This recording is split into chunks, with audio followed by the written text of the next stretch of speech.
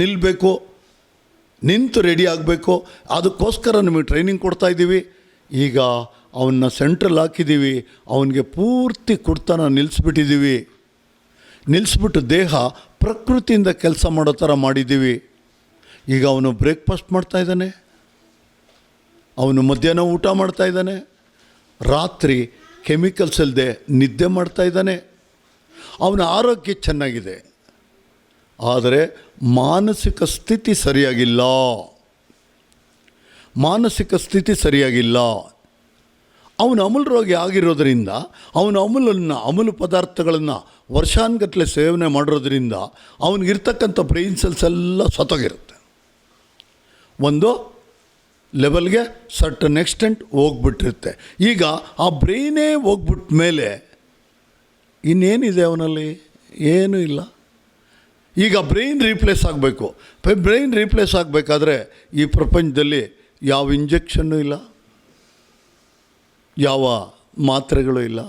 ಆ ಥರ ಇದ್ದಿದ್ದರೆ ಆ ಬ್ರೈನ್ಗೆ ಎಲ್ಲ ಇಂಜೆಕ್ಷನ್ ಹಾಕಿ ಎಲ್ಲರನ್ನೂ ಮಹಾನ್ ವ್ಯಕ್ತಿಗಳಾಗಿ ಮಾಡಿ ಇಟ್ಬಿಡ್ಬೋದಾಗಿತ್ತು. ಆದರೆ ಅದಕ್ಕೆ ನಮ್ಮ ಭಾರತ ದೇಶದಲ್ಲಿ ಭಾಳ ಅಳುಬರೆಲ್ಲ ಒಂದು ಮಾತ್ರ ಜ್ಞಾನದಿಂದ ಕಂಡುಹಿಡಿದಿದ್ದಾರೆ.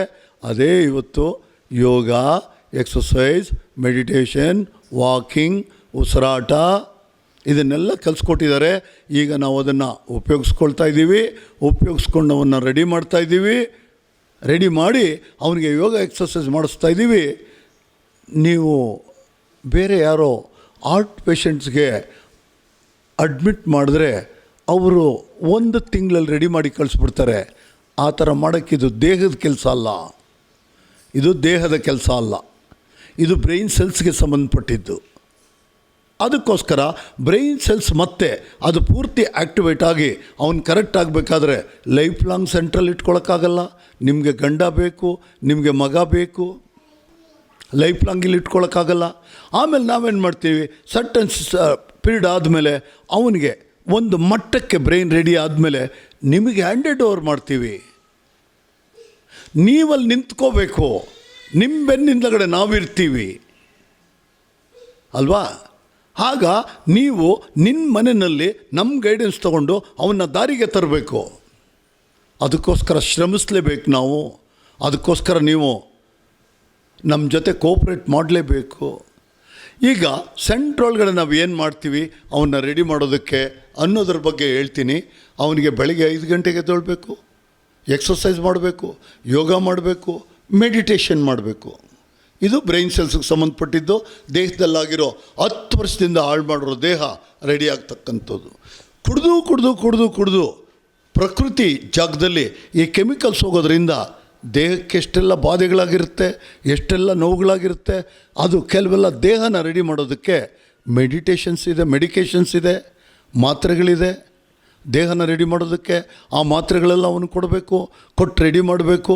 ಈಗ ಅವನು ಇಮಿಡಿಯೇಟಾಗಿ ಕುಡ್ತಾ ನಿಲ್ಲಿಸ್ಬಿಟ್ಟಾಗ ಆ ಕುಡ್ತಲ್ಲಿರೋ ಕೆಮಿಕಲ್ನಿಂದ ಕೆಲಸ ಮಾಡ್ತಾಯಿದ್ದಂಥ ದೇಹ ಭಾಳ ಕಷ್ಟಪಡುತ್ತೆ. ಹುಚ್ಚಾಗ್ತಾನವನು. ಅವನಿಗೆ ಸಿಗೋದಿಲ್ಲ, ಡ್ರಗ್ಸು ಸಿಗೋದಿಲ್ಲ, ನಾವು ಕೊಡೋದಿಲ್ಲ. ವಿಡ್ರಾವಲ್ಸ್ ಅಂತ ಕರಿತೀವಿ.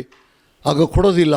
ಅತ್ಲ ಕಡೆ ಕೆಮಿಕಲಿಂದ ಕೆಲಸ ಮಾಡ್ತಾ ಇರೋ ದೇಹ ಕೆಮಿಕಲ್ನ ಬಿಟ್ಟು ಪ್ರಕೃತಿ ಕಡೆ ತಿರ್ಕೋಬೇಕು.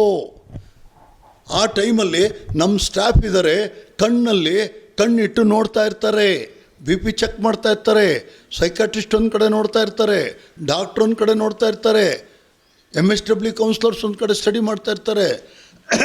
ಕೆಲವರು ಹುಚ್ಚರ ಥರ ಮಾತಾಡ್ತಾರೆ, ಕೆಲವರು ಗೋಡೆಗೆ ಹೋಗಿ ಗುತ್ತಾರೆ, ಕೆಲವರು ಏನೋ ಮಾಡ್ತಾ ಇರ್ತಾರೆ. ಯಾಕೆಂದರೆ ದೇಹ ಕನ್ಫ್ಯೂಷನ್ ಆಗಿಬಿಡುತ್ತೆ. ದೇಹದ ಜೊತೆನಲ್ಲಿ ಮಿದ್ಲು ಕೋಪ್ರೇಷನ್ ಮಾಡೋದಿಲ್ಲ, ವ್ಯಕ್ತಿತ್ವ ಇಲ್ಲ. ಯಾಕೆಂದರೆ ಕೆಮಿಕಲ್ ಸ್ಟಾಪ್ ಆದಾಗ ವರ್ಷಾನುಗಟ್ಟಲೆ ಕುಡ್ಕೊಂಡಿದ್ದವನು. ಅದಕ್ಕೋಸ್ಕರ ನಿಮಗೆ 1 ತಿಂಗಳು ನೋಡೋಕ್ಕೆ ಬಿಡೋದಿಲ್ಲ, ಬರಬೇಡಿ ಅಂತ ಹೇಳ್ತೀವಿ. ಯಾಕೆಂದರೆ ಆ ಸ್ಥಿತಿಯಲ್ಲಿ ನೋಡಿದ್ರೆ ನೀವು ಹುಚ್ಚರು, ನಿಮಗೂ ಕೂಡ ಅವನು ಕಾಟ ಕೊಟ್ಟು ಬ್ರೈನ್ ಹೊಟ್ಟೋಗಿದೆ. ಏನು ಮಾಡ್ತಾಯಿದ್ದೀವಿ ಅಂತ ನಿಮಗೂ ಗೊತ್ತಿರಲ್ಲ. ನೋಡಿ, ನಾವು ಕರೆದಿದ್ದೀವಿ 10ವರೆಗೆ ಬನ್ನಿ, ವಿಷಯ ತಿಳಿಸ್ತೀವಿ ಅಂತ. ಯಾರಾದರೂ ಬಂದವರ ನೋಡಿ? ನಿಮ್ಮ ಸಂಬಂಧಿಕರು ಸ್ನೇಹಿತರು ಮದ್ಯಪಾನ ಮತ್ತು ಮಾದಕ ವ್ಯಸನಕ್ಕೆ ದಾಸರಾಗಿದ್ದಾರಾ? ಅಲ್ಲದೆ ಮಾನಸಿಕ ದುಸ್ಥಿತಿ, ಕೌಟುಂಬಿಕ ಕಲಹ, ದಾಂಪತ್ಯ ಜೀವನದಲ್ಲಿ ಅಸಮಾಧಾನ, ಸಾಮಾಜಿಕ ಅವಹೇಳನ, ಆರ್ಥಿಕವಾಗಿ ಹದೋಗತಿ ಹೊಂದಿದ್ದಾರಾ? ಹಾಗಾದರೆ ಕೂಡಲೇ ಸಂಪರ್ಕಿಸಿ mind care foundation, Kengeri, Bengaluru. ನಮ್ಮ ಕೇಂದ್ರದಲ್ಲಿ ಮದ್ಯಪಾನ ಕಾಯಿಲೆಗೆ ಸೂಕ್ತವಾದ ಚಿಕಿತ್ಸೆ ನೀಡುವ ನುರಿತ ವೈದ್ಯರ ತಂಡ ಹಾಗೂ ಆರೋಗ್ಯ ಸಲಹೆಗಾರರು, ಮಾನಸಿಕ ತಜ್ಞರು, clinical psychologist, general physician, MSW social worker, counsellor, yoga ತರಬೇತುದಾರರು, ವ್ಯಸನ ಸಲಹೆಗಾರರ ಸೌಲಭ್ಯವಿದೆ.